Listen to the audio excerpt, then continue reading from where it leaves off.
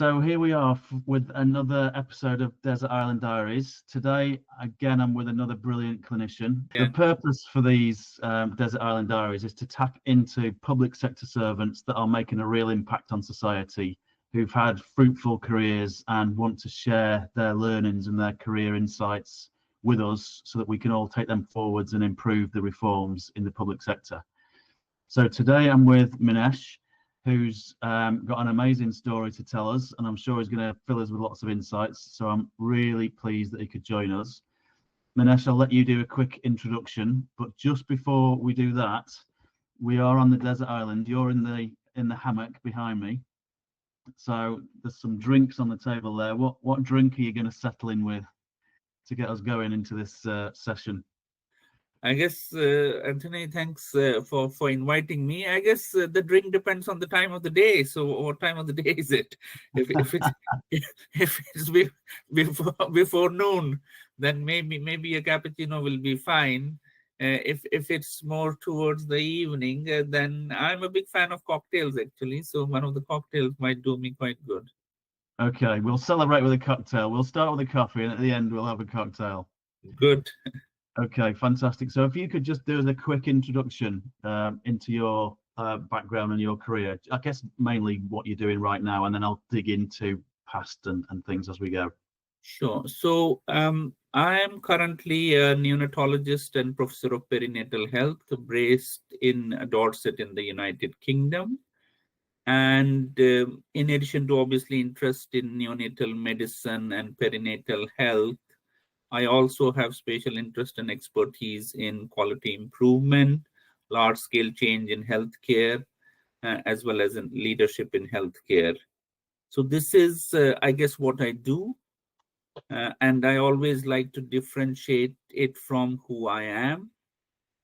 And I think it's important for us, especially busy professionals, to be able to differentiate who we are versus what we do. Yeah, okay, because sometimes if you are not very clear on that front, it can cause difficulties. Yeah, no, absolutely. And that's a brilliant segue into my first question, which is I think might be my favorite question actually, which is what and how did your upbringing and your childhood shape who you are and who you've become?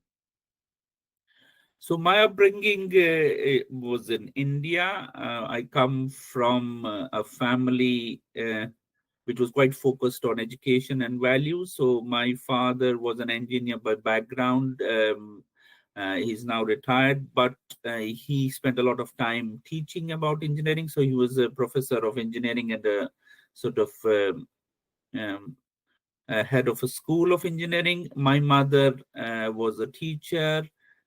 She was a headmistress. So education was quite important in our household, as were values. So and I think that has had a huge impact on my life and a lot of other people who have had sort of similar upbringing. So a lot of it was about knowledge, about learning, and importantly about family values, integrity, so basic stuff that sometimes in today's world we tend to forget. Yeah. So does that value side of it the thing that sort of edged you towards medicine and caring for people and that side of life? Or how did you get to go down the path of medicine? I think that was partly so. I was also quite, in my young sort of days, I was quite into spirituality, into metaphysics, and in a lot of ways that all blended well with the values brought up at home. And as you rightly said, it then flowed into a career which is largely based on compassion, but has a huge knowledge base as well. Yeah. And what was your path education wise? Did you come over to study in the UK at some point? Is that how you ended up moving over? No. I still was studying in Kashmir Valley, which is the northernmost part of India. And I, in fact, joined medical school there, but unfortunately, that area got overtaken by state-sponsored sort of terrorism from across the border. And there was a big genocide, which a lot of people don't realize. So about 200,000 people who were Hindus in the Kashmir Valley were forced to leave our homes on the threat of being killed. And that then led me to other parts of India, where I wasted a couple of years trying to get back into my medical education, which I then completed. And then once I finished my medical education, I had really nowhere to go back as home, because Kashmir, our homeland, had been taken away from us because of extremism. And at that time, I then felt sort of looking at new pastures, so to say, and initially came to actually UK for a couple of years as part of a fellowship, and then trained further in the UK. And then actually at that time in my field, there wasn't a specialized training in neonatology. It was, you could train to be a pediatrician. And then if you did more of neonatology, you become a neonatologist. Otherwise, you stayed a pediatrician. But interestingly, after I completed further training in the UK, I then went to Canada, to Vancouver, to do my fellowship in neonatal care, which I did for about three and a half years. I was there. Yeah. And then I came back to the UK, and then have since been in the UK and practicing medicine. But what all this has done is I have, in that sense, actually worked as a doctor in multiple continents, in multiple healthcare systems. Yeah. And in a lot of ways, that has helped me in my innovative thinking. I've seen things being done differently in different parts of the world. I've been able to see different healthcare systems, what works well, what doesn't work well. So overall, it has helped, I guess, fine-tune my thought processes, make me understand medicine and healthcare better. Yeah, fantastic. So what have been the key turning points in your career then? What things have stood out as like that has changed the shape of me as a person, but also changed my career? It's that, I guess, the moving from India to the UK, to Toronto, back to the UK has been a big part of that. But in that journey, which are the things that have had a big impact on you?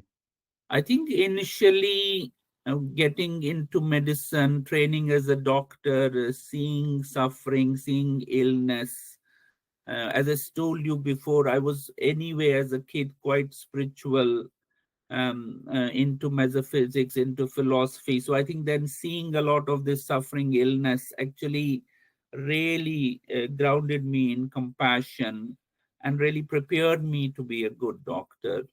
Yeah. Then as I told you, we had that genocide, and we became, which is interesting and in some ways really disheartening, we became refugees in our own country, just because we were part of a religion that the majority was not happy with. And I'll give you some examples of the trauma we faced, and it was quite horrific in some ways. So there's a nurse who is coming back from work, and just because she belongs to a particular religion, the extremists target her. She gets gang raped, and then she gets cut alive. And I have never seen this reported from anywhere else in the world. There's lots of genocides happening. She gets cut alive on a saw that is used to cut wood. My God. And just because she belongs to a particular religion. And this happened in the 1990s, and sort of the slogans were, it was I say it in Kashmiri because it makes sense that way. It was there was three parts of a slogan there that were chanted day and night for weeks before we actually finally left to sort of protect our lives and our honor. And it was relive, Galiv, Saliv. So Reliv means you either convert to our religion. Saliv means you go away or run away, or Galiv means you'll get killed. So we had three options as a very sort of peace-loving minority is to either convert to the other religion, run away for our lives, or get killed. Yeah. And it was a difficult time. And I don't say this much generally. I've known you for a lot of time. I've never talked about this stuff, but I think I sometimes find it's quite important. My parents, after a lot of hard work, had built our own home with a lot of sort of passion. We stayed in that house just for one night,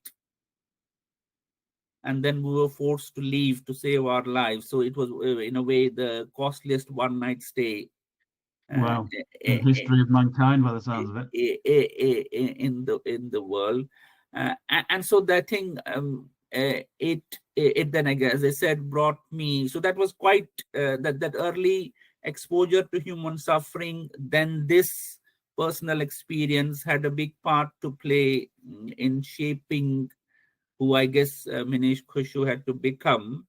And then the third bit, I think my experience in Vancouver in the neonatal service there was actually very enjoyable, and that sort of crystallized my career in neonatology. It was a very well-run unit, and it was Vancouver as a city is lovely. It's one of the best cities in the world. I would vouch for it. So I think these three events, I would say, then finally crystallized my career in neonatology, and I guess outside my homeland, which was Kashmir, really. Yeah. Wow. It's hard to know where to go from there. So I guess that's just created a massive, a powerful resilience within you. You can almost cope with anything if you've gone through that back in Kashmir. Yeah, no, I think in some ways it has. In some way, and it has been actually in a lot of ways further improved my levels of compassion and simple kindness, because in a lot of ways, if you're sort of sitting along with somebody in the London underground or in a bus or in a plane, you really don't know what they've gone through, what their journey has been, what they're going through on that particular day. And I think as human beings, at times you will get unhappy with stuff, or you will feel, oh, why this person is doing that way. But I think it is sort of given me a lot of compassion and helped me almost sort of give people a second chance. If somebody is not behaving right, you almost give them the benefit of the doubt and say maybe they're having a bad day, maybe there's something difficult going on in their lives. And I think in a nutshell, I would say that has made me a better human being. Yeah, no, really good. I want this to be more about you than me, but I feel like it's good to share these sorts of stories. So not in your league, but I had a difficult time when I was sort of 12, 13. My parents had a very bad breakup and divorce. There's a lot of bad things that went on. I ended up leaving home and left home when I was 13. And again, that just creates a different human being. You're never the same again, and you've experienced those sorts of things, and I hope it can either make you better or worse. And it looks like it's made us better. Yeah, it has, but yeah, I think, and again, I think the other thing that it brings out is gratefulness. Yeah. I think we take so many things for granted. Say, for example, our kids will take a lot of family stuff for granted.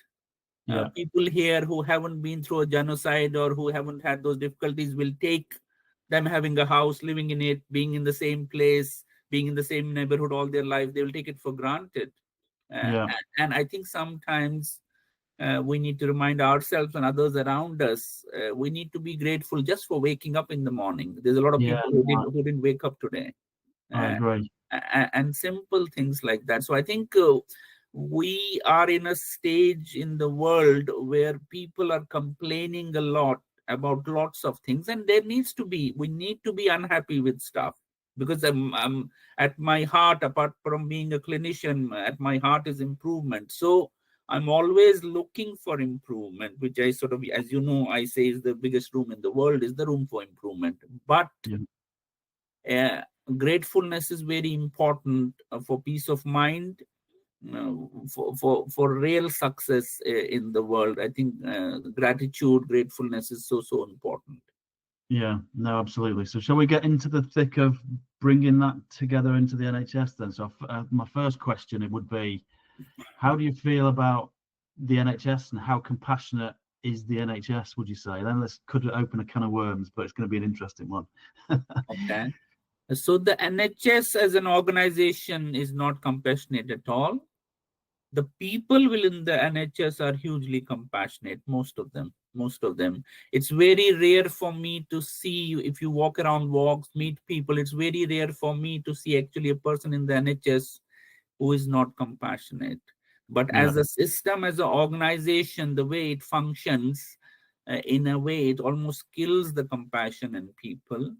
Because the processes are bad. The culture in a lot of organization is not conducive to compassion. The leaders, or should I say, the so-called leaders, are not good role models for compassion. So in a way, you could say that people who are working in the NHS or similar sectors are compassionate not because of the NHS or its leadership or its processes. They're compassionate despite it. Yeah, I was just that word was coming to me before you'd said it. I could feel that was coming, which is really interesting and powerful, and it makes you feel sorrow, doesn't it? It does. It is. And I have, as part of my sort of learning, I've studied a lot of leadership programs. I've gone through a lot of leadership programs. I've studied a lot of healthcare systems. And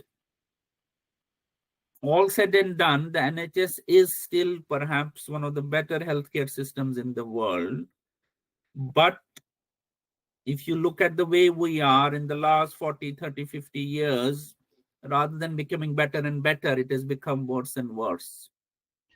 Okay, so I'm going to ask you a question to see if you disagree, and please do disagree if if it doesn't tie in. So I've just done the book, the Fit to Care book, and I'm putting forward this hypothesis that my belief is that in many organizations in the West, we've bought into this almost brainwashing that scientific management is the most efficient way to work. So by having silos and becoming experts in our little silos, that's the most efficient way to work. But the way I see it in terms of complex organizations and service organizations, it's not the most efficient way. These silos are isolated, and there's so much waste trying to communicate between the silos that it's just not the most efficient way to do things, and it generates this lack of compassion that I think you're leading to there. But I want you to do most of the talking. Just reflect on that and see what you think. Okay, so the problem, and this is a problem not just for NHS or healthcare, it's a problem at general individual health level as well. So let me talk about the model for health first, and then we'll talk about the model for healthcare. So the model for health at the moment is largely a mechanistic model where you are considering the human being like a machine with different parts. So if the heart is one part, if it's wrong, we're going to get a cardiologist to sort it out. If the kidney is a problem, kidney is a separate part, we're going to sort it out. That mechanistic model of health has created a mess for us because human beings are not machines. And rather than a mechanistic model, they need a holistic model of health. Yes. It's not just a sum of 5 different organs or 6 different parts. The human body is much more than that. So this is the mechanistic model. So similarly, we're using the same model to deliver healthcare or at an organizational level.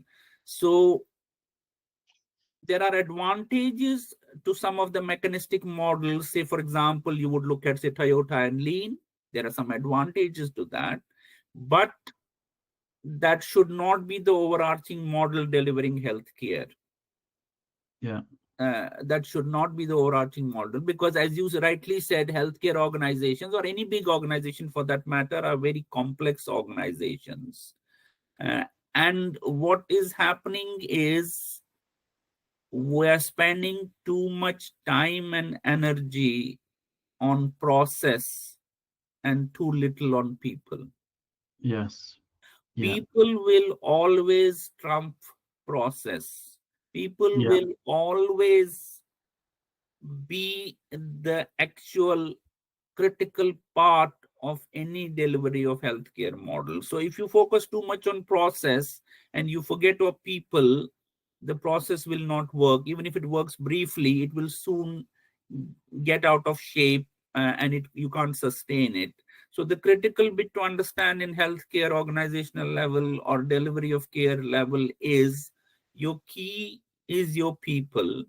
So if Yeah. you hire the right people and look after them, they will generate processes that are adaptable. They will generate processes that are sustainable. If Yeah. you try to do it the other way around, you will get into the mess that we currently are in. Yes. Okay. So that does feel completely consistent with my sort of training and background in analysis. I know that's a different world and we've come at it from different angles, but it feels to me like we are the golden thread of truth is the same. It's just we've come at it from different angles, but it feels really consistent to me. And I think it's important to come at it from different angles, because in a way you need to have a look at it in a 360 way, isn't it? Yeah. You have to look at it in a 360 way, Yeah. because that adds credibility to what we're thinking, and it also gives you a multi-layered understanding of the issues and how they come about, or how, I guess, they can be solved. Okay. We've not even thought about these questions. They just pop into me as we go now.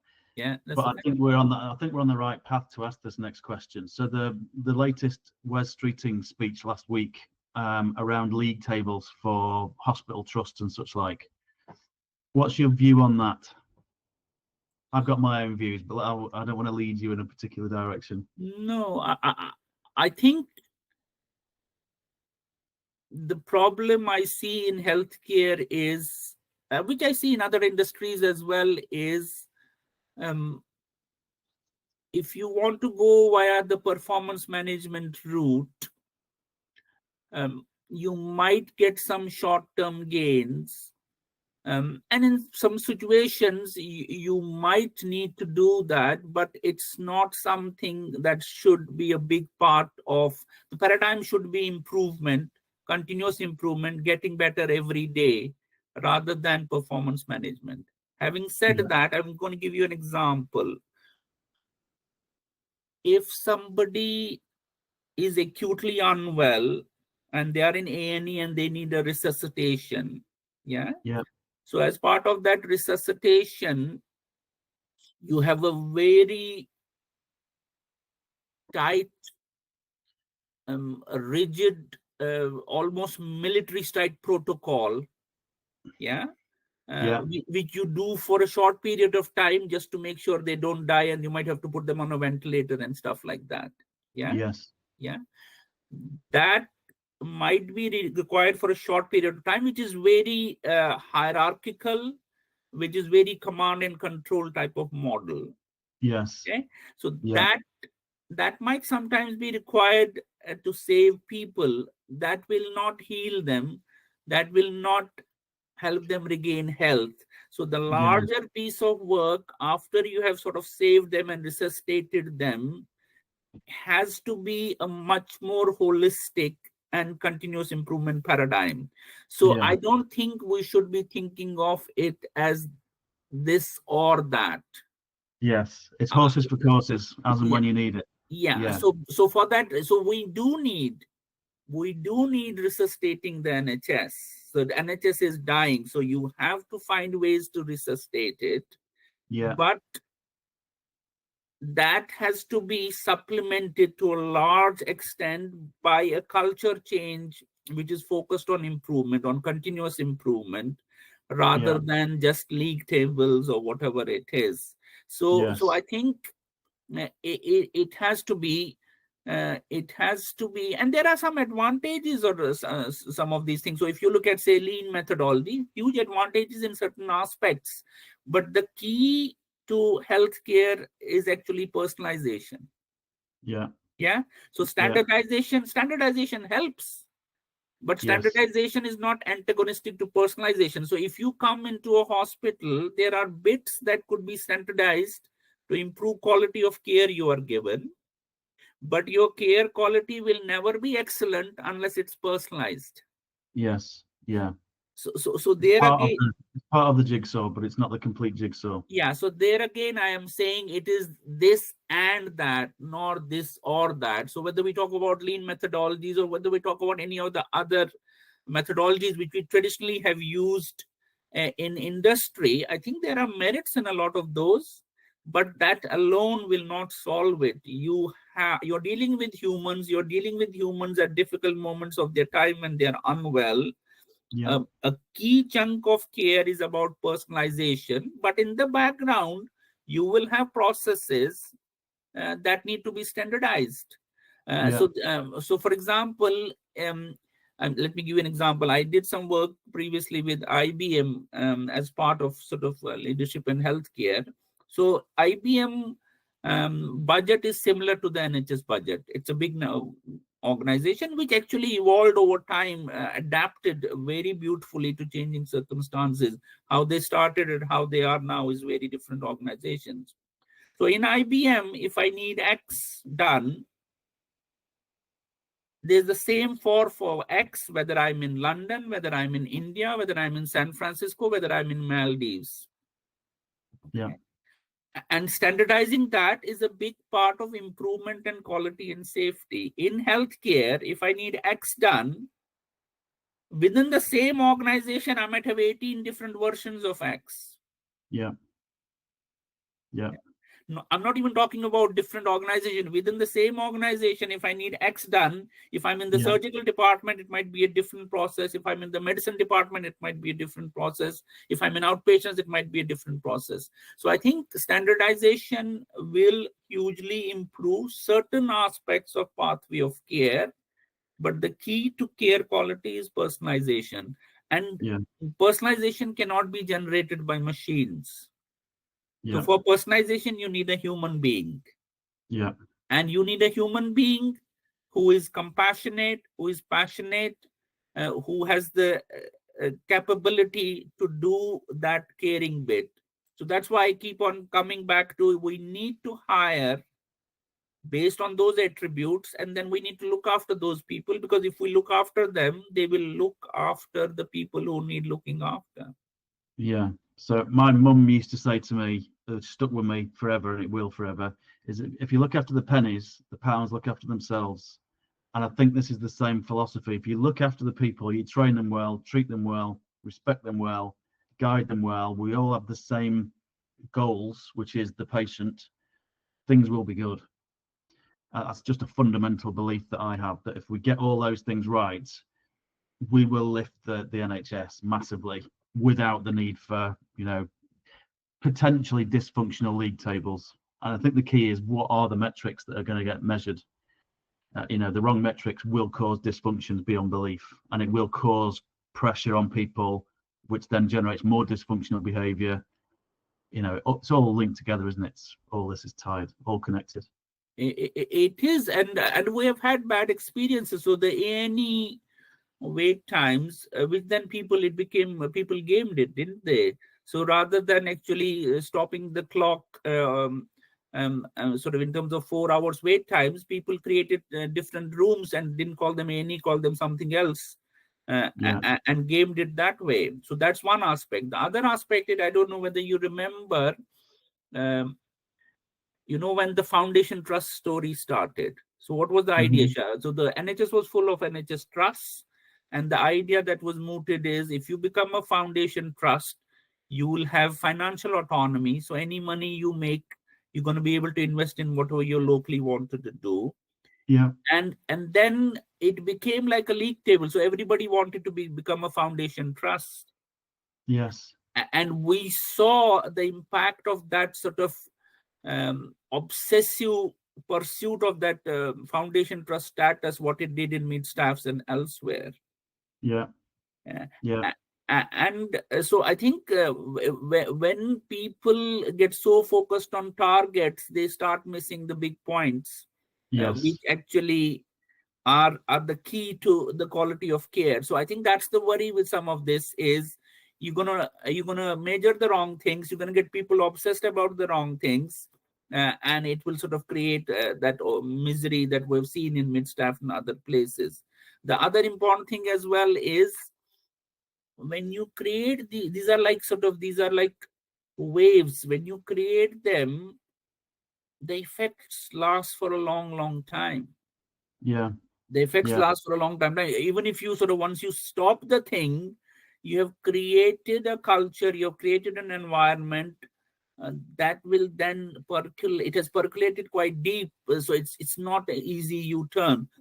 The example I give sometimes, Anthony, is big organizations like the NHS. They are like elephants. They are not like cheetahs. So cheetahs will go very fast, and they can Yeah. stop suddenly, they can turn suddenly. NHS organizations or big organizations are like elephants. Yeah. They can't, they don't U-turn. They Yeah. can't even turn fast enough.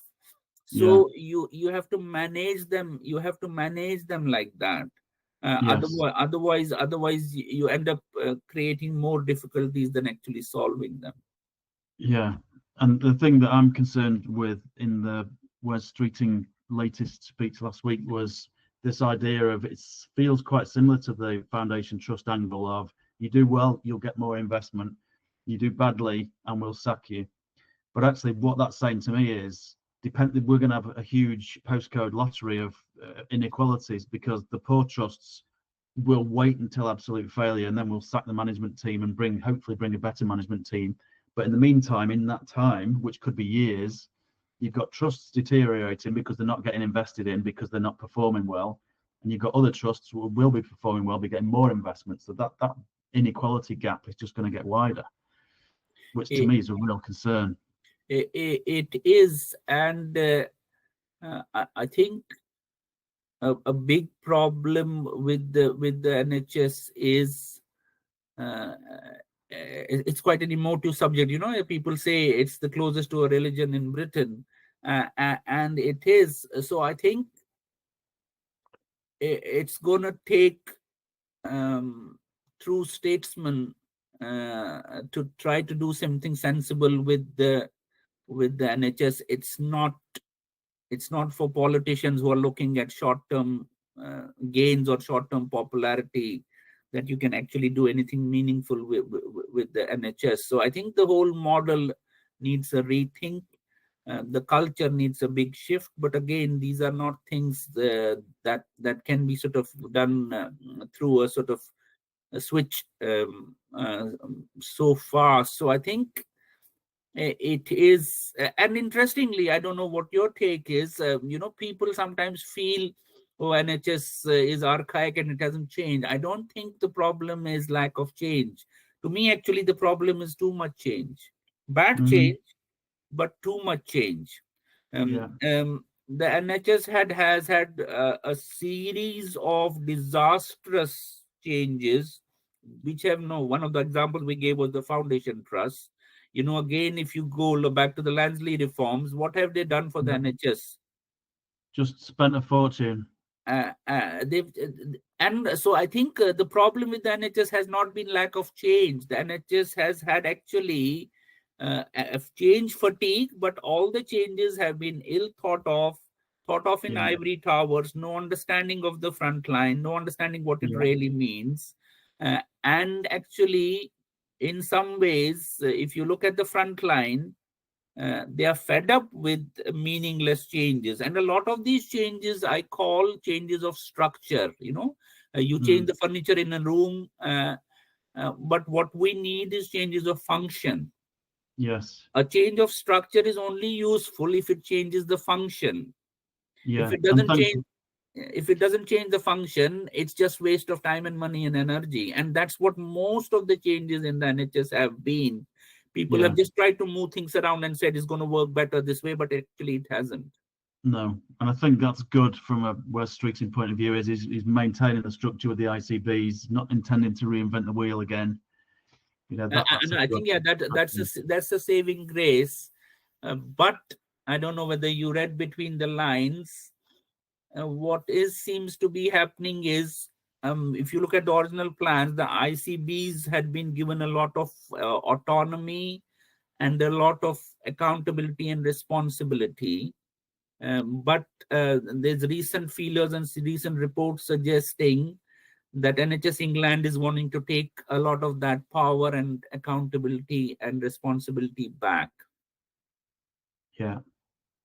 Yeah, I got the impression that NHS England's role is going to be more about holding these leaders in various locations to account, so that accountability angle with the league table side of things was what I thought they were going to take over, but push the responsibility of actually making the decisions about how things are structured and how things are run down to the ICBs. That was my feel. Yeah, I have a feeling that the NHS England per se is a very hierarchical organization. It's one of the most hierarchical organizations I've seen in healthcare, actually. Yeah. And it's no surprise that we are in the mess that we are currently. Yeah. So that's taken us down a good thread. So I think if we are going to make great change, and I think we're on the same page given all our LinkedIn interactions, but my belief is that change will come through people, and it'll come through the right leaders really thoroughly leading and doing a great job on leadership, but bringing every staff member with them on this journey of improvement and continual improvement. So I think leaders is going to be a real key. And for me, the metrics that the NHS England should be gearing towards or focused on are things like, are these leaders able to change? Are they coachable? I'm just reading another book at the moment, and one of the key fantastic sort of coach in the US world, in Google and places like that, was all around, I forget the guy's name, it was all around, they won't take anybody on unless unless you can tell that they're coachable. And I almost feel like we need the same approach within NHS England leaders. Are they coachable so that we can move away from this command and control culture, feeding the beast being the priority, into, the priority now is focusing on the patients, focusing on serving and supporting staff members to deliver what they need to deliver, listening to them so that we can enable those changes and those sustainable changes. And that I get amazed when I go and interview really junior nurses, as an example, how bright they are, how switched on they are. They know what the problems are, they know what the solutions are, but nobody's ever listening to them. And for me, that's the culture change that we need. Leaders that are able to do that transformation and think in a different way and those sorts of things. Don't know what you think. No, so there are multiple, obviously, layers to it. It's quite a complex problem. So one of the problems is, when we had within the NHS, that foundations program, Foundation Trust program, and during that time, there was quite a competitive paradigm within healthcare. So people were saying, let's let the better organizations sort of drive improvement, and let people go to the better organizations, and that's how better organizations will become bigger, and sort of the others will be driven out, so to say. So that competitive model generated leaders who had a particular mindset. And if you look at the healthcare organizations today, or NHS in particular, if you ask me what is the most important innovation the NHS needs today, do you know what my answer is going to be? The most important innovation needed in healthcare is actually collaboration. Mm-hmm. It's not a fancy sort of product or a fancy device or a medicine or anything. It is collaboration, but real collaboration. People talk a lot about collaboration, but actually a lot of the leaders still within NHS organizations are those who were brought up in a competitive mold. That's why they became leaders, is because they were good at that. And the culture was all very competitive during the foundation program sort of paradigm. Now we've created a situation where we're saying to the same people, we want you to collaborate with other organizations. We don't want you to be thinking about your own organization. That is a significant U-turn. And going back to my elephant example, it's not easy for the elephant to make a U-turn. Plus, we have these same people who have worked to a different sort of paradigm before. It is a big ask to make them almost be different people just because you need it. Plus, to be fair to them, even reasonably good chief executives and senior leaders within the NHS system, in a lot of ways, the system is so bad that you're almost making them run and their ankles are tied. So even if they had the best will in the world, the system is so bad and it's so interconnected that unless the system moves as a whole, you can't move. Yeah, no, I agree. And Wes Streeton was just referencing last week how there needs to be change from this centralized demand for so many reports and so much bureaucracy that it's like feeding the beast. So the regions have to just constantly feed the beast, and that's almost a full-time job. And I think he's acknowledged that that has to change. But as you say, will it really change? Will it change? You know, that's the challenge. And that's going to be a big culture change. The other thing we need to also understand is that some of this will take time. I have done enough improvement to understand that if you want sustainable change within an organization, really embedded, 5 to 10 years, ideally 10 years, least time I would say is 5 to 8 years. If you really want a proper improvement and culture and then sustainability of that. So again, some of it is, yes, if you're trying to resuscitate somebody, you want them alive, you want them on a breathing machine, do that bit, but then give that person enough time to heal, enough time to recoup. And don't try to want quick solutions and shortcuts. So I think it is understanding the complexity of improvement, understanding the complexity of human beings who are really the main resource in the NHS. At the end of the day, NHS is not about buildings, it's not about machines, it's about the people who look after people within the NHS. So if we focus on that, it is going to be right. The other bit, if from my perspective, if you look at the ICB, so if we say that ICBs are going to be our prototype for delivering healthcare, again, going back to what I say repeatedly is we call it the National Health Service. But it's not the National Health Service. It's the National Treatment Service. We don't do health at all. We're just treating people. And in all departments, we want people to be really broken, then only we're able to treat them. So if you have mental health issues, you really need to be very, very bad before we'll give you any attention. We don't have money if you're not that bad. So unless you're really bad and you need to come to A&E, we don't have money for you. So that's the paradigm we're in. So we need to change from the NTS to the National Health Service. So if we go back to the ICB as a prototype model for generating health, then to me the model should be that, say for example, I'm in Dorset. So Dorset ICB should be then looking at how do I generate health in Dorset, and I should be given enough time to show through evidence that health in Dorset has improved. Not just that acute hospitals have improved, health in Dorset has improved. So what does that mean? That means that even if there are league tables, those league tables have to have health as the primary outcome. Yeah. Health and well-being, I'd argue.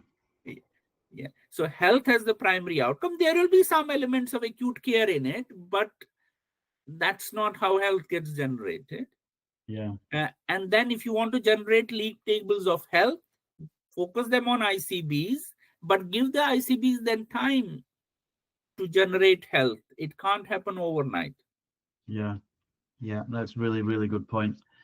So are there, from your experience, and this is going to be another interesting question, which leaders have you experienced and worked with in the NHS where you've felt, my God, this person's a good leader? And what characteristics have they had? I would say a handful. Yeah. I would say at best a handful. Yeah. And again, I think it is basic values that they are passionate, they have compassion for the patient. They sort of everything, every action they do, they actually want the patient, the person at home, the 82-year-old lady at home who's living alone. They're thinking about those things. Yes. So I think integrity. I think a lot of it is quite politicized, and people want to be seen doing the right things rather than actually doing the right things. So I think, if you look at basic principles of Nolan's life, of public life, the leaders who have shown me glimpses of that have been the ones that have inspired me. But I would say not more than a handful, actually. Yeah, which is a tiny proportion. So what's driving that then? Do you think it is back to that shackled around the ankles? Do you think, well, I'll give you a little story from my perspective. When I first joined the NHS, I'd come from the private sector, and my previous job was MBNA credit card bank, which was really well managed, like brilliantly managed. But I loved the idea of the NHS compared to credit card bank, just morally and value driven wise. I just really preferred the NHS. So I came in mustard keen, and there was some other people joined at the same time. And after 6 months, I sort of took a step back and realized that I'm still trying to drive stuff to change and ideas. And the other people that joined, in my eyes, just seem to have come down to the lowest common denominator, 9 to 5, ticking over, not really trying to generate anything else. And I think that was a culture which was, you're not really rewarded for ideas, you're not really praised for doing anything extra special. And I think they'd started keen like me, and they'd gone down to the lowest common denominator. So do you think that's what's happening typically? Do you think people are coming in keen and motivated and inspired, and then the system's just dragging them down? Is that, I don't know, I don't want to lead you into this, but is that potential? No, yeah, to a good part that is happening, sort of in a lot of ways that is happening. So NHS in that way is a very bureaucratic organization, and it's a very risk-averse organization. Obviously, it's healthcare. You can't sort of be risking people's lives, but when you're doing decision making, it is so paper focused and so risk averse that it sort of stifles innovation. What is interesting is during COVID, during those 6 to 12 months, we made changes and progress which would have taken us 5 to 10 years. And the only reason those changes happened was, as I say, necessity is the mother of invention. We had our backs to the wall, and what did the leaders in the system do? They were so busy with other stuff, they just said to other people, just get on with it. And it was left to local leaders to make necessary changes and not be controlled by remote control from the ivory towers that sit up, go left, go right.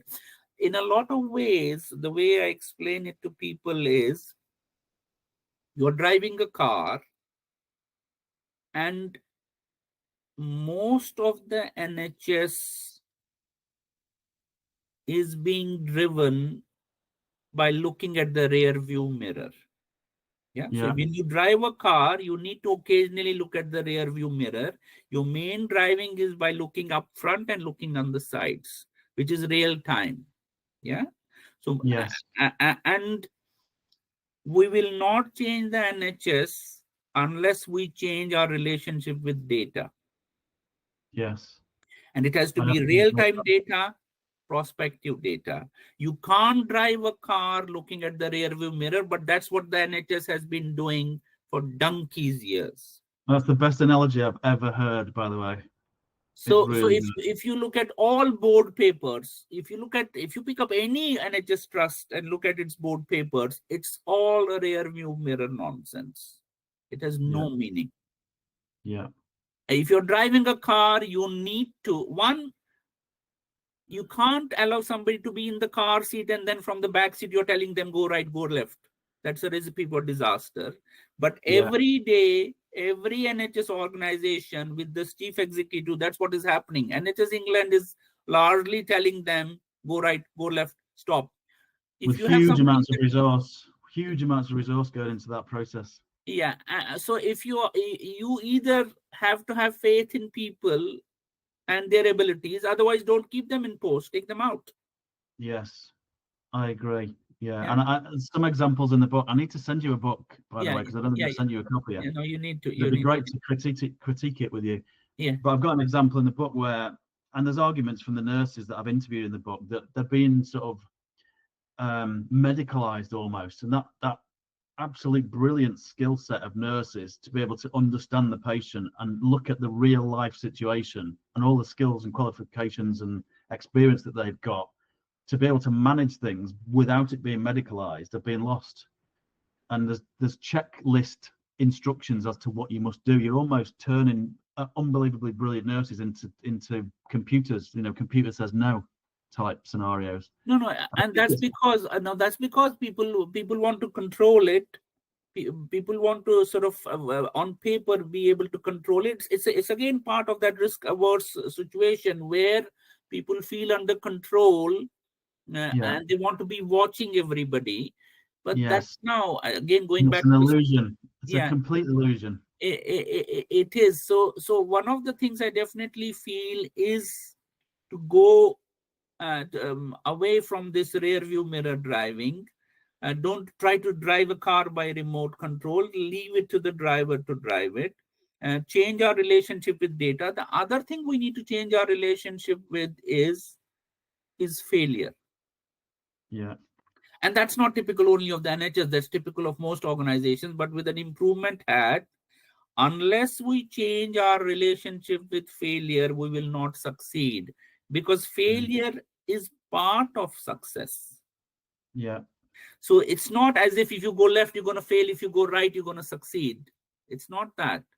Before you succeed, you will fail. So Thomas Alva Edison, who to date has the highest number of patents to his name, has sort of talked about this beautifully. So even if you look at the light bulb, which was obviously transformational, when he got to that light bulb, he had almost sort of failed about 1,000 times. Yeah. And so I think unless we change our relationship with failure, we will not get people to get better, because it won't work. It won't. It's part of the path to success. You will have to fail. But obviously, when you're worried about patients, you don't want patients to come to harm.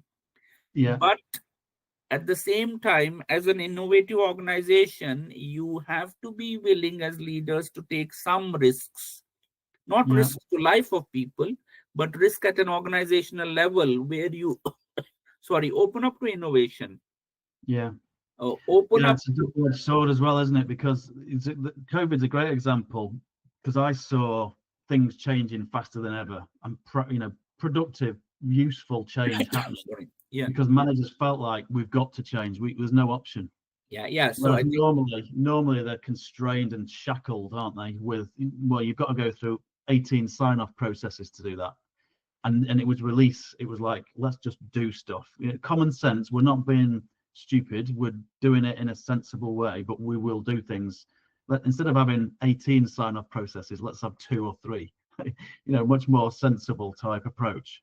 But if you're not careful, you've then got the same potential with, well, let's lose X billion through dodgy procurements, through, I won't get too political, but there's a balance there, isn't there? We No, need more flexibility, there is a we can't. balance there, and we all know that a lot of money during COVID got wasted because it was too chaotic.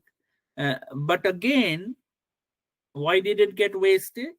It got wasted because people in power, people in senior positions were perhaps not following Nolan's principles of public life. Yeah, yeah. Yeah, you're taking me down Plato's Republic now and Philosopher Kings, but that's what we need. So I don't think it comes as a surprise, but yes, it actually showed us that we can actually progress much faster within the NHS if some of the barriers, if some of the things that are slowing people down are taken away. Again, it's a healthcare organization. You have to be careful, but it needs the right form of leadership to nurture innovation, to nurture the talent. There's a lot of talent in the NHS, and you're right. Yeah. A lot of times, then people with over time get apathetic because they don't get that positive feedback. They don't feel listened to, and the only time in the NHS you get to hear from somebody senior is if something has gone wrong. Yeah. It's the processes are designed in a way that almost you only come to the limelight if you have made a mistake. It's very rare for you to get a pat on in the back or get something positive from the system. If you have done 100 things correctly, if you do the 101 thing wrongly, that's the only time you're going to hear. Yeah, that's a really good point. It's full of gems, this. I'm going to ask a big question that I've not asked before, but I'll ask you this one before that one. So what top 3 pieces of advice would you give to people just joining the public sector now, whether it's in education or the police or in the NHS? From your experience of being a public servant, a dedicated public servant, what 3 pieces of advice would you give for somebody coming into the professions now? I think the most important advice is to, and this is for general, not just for public sector, is I think people need to understand who they are, and from that understand the why do they want to do the public sector. So you need to be successful in any field, you have to understand yourself and make that connection with the why of the whatever domain, whatever sector you're working in. So to me, that is critical. The second critical bit is, I say to these people repeatedly, is generally in organizations, people are spending 80 to 90% time on process, or maybe 5 to 10% on people. Almost reverse that. Even if you don't want to reverse it, spend 50% time on process, at least 50% time on people. And do the people bit first, because if you get the right people and look after them, they will sort out the process for you, and they will keep sorting it out because it will need to change with time. The landscape is changing. I can't create a path for life. It will get irrelevant in a year because the landscape is changing. So if I have the right people, they will create it good for today, and then they will keep an eye on it, and they will tweak it as it needs to tweak, or they might even change it totally if it needs to change. So I think a key focus on people rather than process would be my second bit, and my third bit would be focus on what I call the 4 C's. And what are those 4 C's? I would say compassion. Any field, even if you're not in the healthcare field, you need to be, especially in senior leadership positions, compassion should be your key attribute. Focus on your capacity and your capability building. So you're creating the systems and the people that have the capability and the capacity to do good work. And finally, communication, good communication. I think communication is one of the weakest things within the NHS. And that's why we find, and actually you could the other C is almost a combination of all of that, and that's really culture.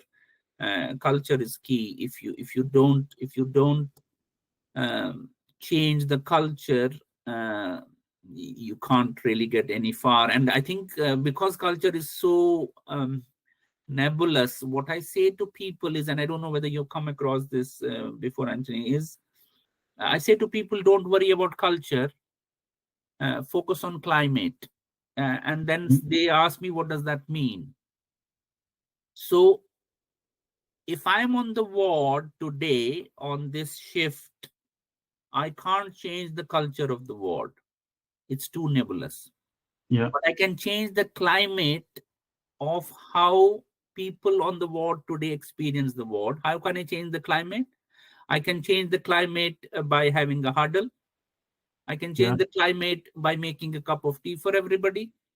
I can change the climate by asking somebody how was their day, what's going on at their home.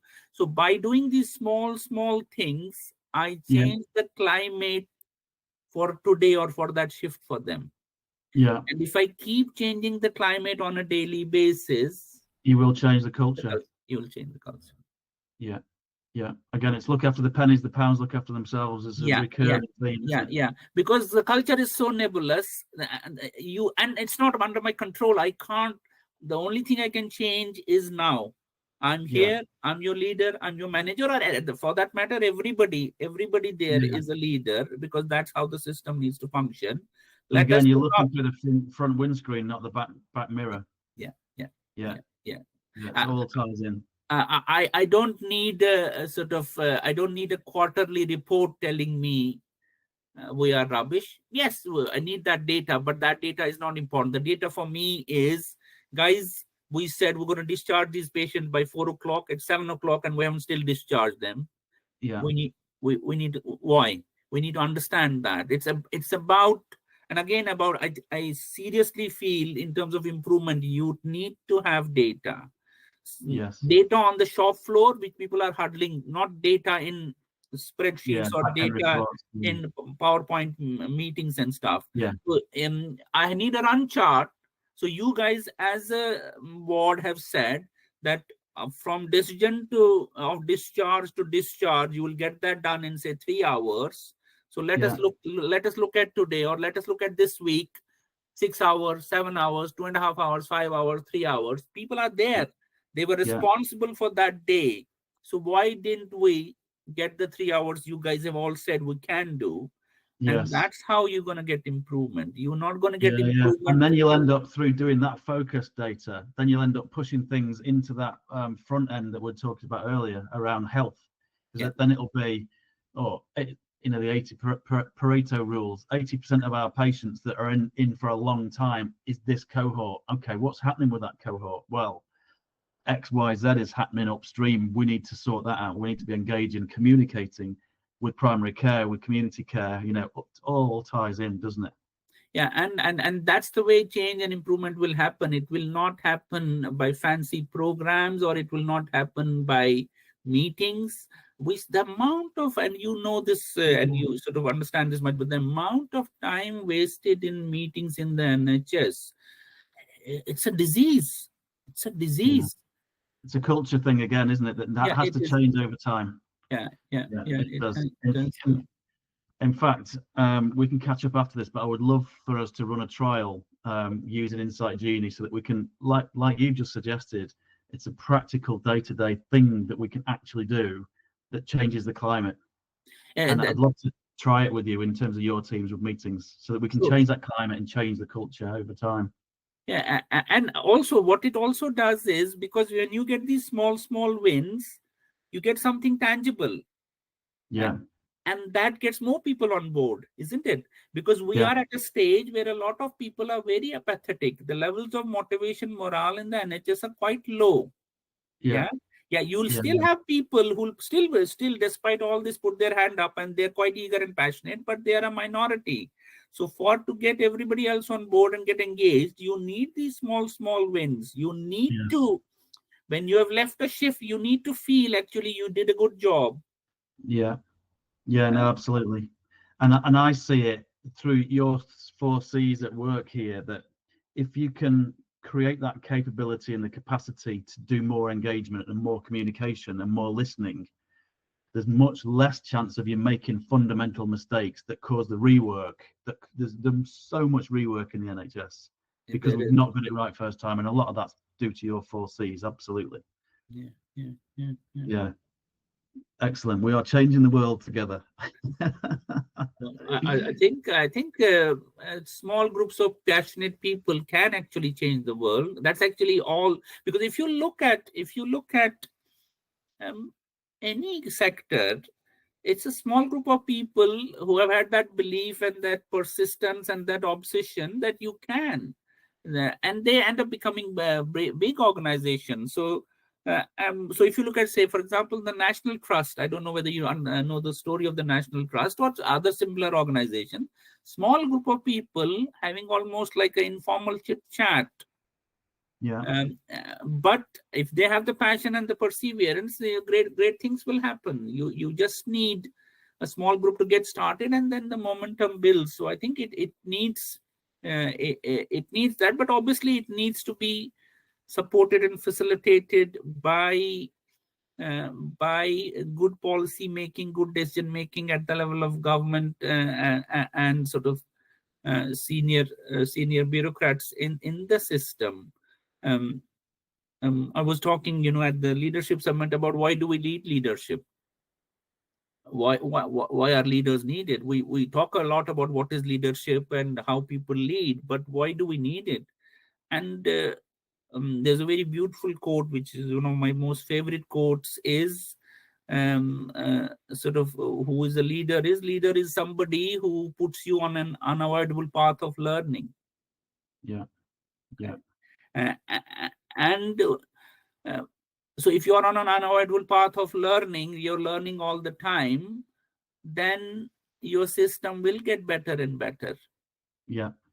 And it's about continuous improvement. It's not about a specific project. Yes, you will need those small projects to get things going, but it is about doing things differently. The analogy I use is, you're brushing your teeth with the old traditional brush.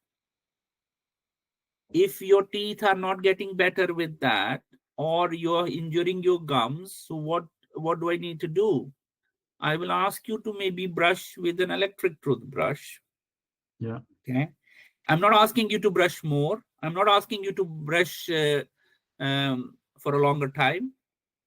I'm asking you to brush in a smarter way. Yeah. But even with that electric toothbrush, if you look, I don't know whether you use one, if you put too much pressure on it, you get a light. Okay, so the light is trying to tell you you're putting too much pressure on it, it will damage your gums. But I don't think that's good enough. So to me, a smart toothbrush should be, the moment I'm putting too much pressure on it, the motor should stop. Yeah, no, even better. Yeah, so then I develop a muscle memory of how much pressure I need to put in it, so that I don't damage my gum. My teeth are better. Yeah. And I'm not putting extra money, because at the end of the day, I can't put extra money or time. There isn't any. So people have to work smarter, not harder. Yes. Yeah. You've got a great little innovation idea there. You could be a millionaire with that one. Yeah. Maybe go to Dragon's Den for that. Yeah. But you're spot on. That's my obsession with Socrates. All I know is I know nothing. If you've got that open mind, you're open to these things that come your way. So you've got junior staff members. My example in the book, really junior nurse, very, very junior, probably 10 times less pay than the really senior decision makers. We've got to listen to these people. They absolutely know what's best for the patient and what's best for the system. We've got to listen, and we've got to have that attitude that we're open to listening to people. Yeah. Well, so I did sort of, when people talk about diversity, a lot of people think about, and I think it is issue. So, for example, there's quite a bit of racism in the NHS. There's I guess discrimination in terms of gender, age, and stuff like that. But when we talk about diversity, the most critical bit of diversity is actually none of those. The most critical bit of diversity is thought diversity. Yeah. Based on where you were and what path you took to reach where you are now, your thoughts and your ideas will be very different based to somebody else. So your journey very different to my journey. So if we are in a room together, we're at the same place, but we come from very different paths. So Yeah. we generate thought diversity, and thought diversity is critical for survival for organizations. So Yeah. celebrating diversity is not just because it's a nice thing to do. Yes. It is something that will save you as an organization, as a team, because of your different paths, you will think differently about the same problem. Yeah. And one of those possibilities will give you the solution. Yes, absolutely. Or an improvement. Yeah.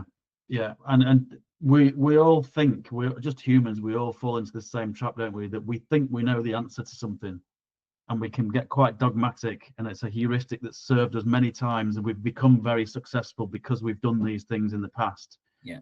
And it makes it really difficult to see new things. So it's about, we've got to break those frames sometimes. Yeah, and it's new. It's old keys won't open new doors. Yes. Yeah. Yeah, fantastic. So we've covered loads of stuff in terms of the other questions. I was going to ask you, ultimately, you're West Streeting now, what would you do? But I actually feel like you've answered it pretty well with your 4 C's. If there's anything else you'd want to add, fine. But I think you probably nailed it with your 4 C's. No, I think the 4 C's, but also, as I said, decide what your unit of, not unit of structure, decide what your unit of function is. So if your unit of function is the ICB, and we're talking about, say, Dorset ICB, you need to give Dorset ICB 10 years time to change health outcomes. Yes. Not just waiting times, not just errors. You need to give them time to change health outcomes, and you might need to help them to decide what are meaningful health outcomes for the population of Dorset. They might need support for the milestones in the way, but the destination is generating health, not treating disease. Yeah, absolutely. But I suppose if we were to have this conversation with West Street, and he'd say, well, that's all well and good, but actually the political structure means that we can't do that. We can't have that freedom, because we'll get hammered and beaten up, and we'll lose power in 5 years. And then that's why I'm saying it needs a statesman. Politicians can't do it. Yes. Yeah. It needs a statesman to do this sort of stuff. A politician can't do it because he'll be too worried about the short-term sort of elections or anything else. So that's why I feel this is. But in a lot of ways, I don't think we have any choice. And the way the NHS is, it's dying. It needs a resuscitation. So I believe Keir Starmer has nailed it when he's got this reform or die sort of statement. I think he's right. Yeah, no, I think it is. But I think we also need to be positive, because I always feel, especially we need to end on a positive note. The NHS has very passionate people in it. There's a lot of talent in it. There's a lot of diversity in it. And as I said, diversity of thought. So there are people in it who have the solutions to the problems. There are people in it who will go the extra mile. And I think we just need to, in a way, elevate the morale, elevate the motivation, get a bit of the apathy away, make them feel that there is a light. At the end of the day, leaders are dealers in hope. The current situation almost seems hopeless. So our job as leaders is not just to look at the negative bits, it's also to actually highlight to people there's a lot of great things happening in the NHS despite all the other mess. Yes. And if we replicated some of that, if we did more of that, then we will be. I think definitely there's a need to change some of the ways the NHS functions, but we need to be a bit careful that we don't become too negative about the NHS Yeah. for obvious reasons. Yeah. No, it's been really good. I've really enjoyed it, and I feel hopeful as well. I think you're right. The power of the people within the NHS is immense, unstoppable if we can get the right tap that energy and that passion and that cohesion is the key thing we need, isn't it? And then it's unstoppable. Really, really powerful stuff. Rear view mirror promise of change from Wes Streeting is the rear view mirror promise of change in my mind. Your analogy is amazing, but I think if we can use the front windscreen and the mirrors as the passion to drive that cohesion, I think you're right, we can do it. If people feel like we're allowed and we're free to do the right things for the patient, and we're allowed to use our voices and we'll be listened to, incredible change possible. I really think so. Is there anybody that you would recommend to do a session like this in your circles that you think A, would enjoy this sort of a thing, and B, would like to do it? There are a few, but I think I'm going to suggest something else, I think quite differently. So what I'm going to suggest to you, Anthony, is we swap places. I'm going to interview you. Okay, that sounds good. So we'll swap places, and let's do this with you in the hammock, having the cocktail. Okay. And let's do it that way. Okay, brilliant. Well, let's get that in the diary, because I think that'll be fun. And I've really enjoyed this. Really enjoyed it. That'll be really excellent. Yeah. Okay, final question. Yeah. Just because this is a bit of a inspired by Desert Island Discs, shall we say? What's your favorite song that you can leave us with, that we can play after we've listened to this interview? Favorite song? I think a lot of my songs, obviously, I come from India, are sort of Indian language songs. But one of my other songs, Imagine. Okay, classic. Yeah, great one. Yeah. Great one to end on as well. Yeah. Okay, I'll see you soon then. We'll get it in the diary. Okay, take care. All the best, and keep doing what you're doing. I think with the NHS needs it, the world needs it. All the best. Thanks, Minesh. See you soon. Take care. Bye. Bye.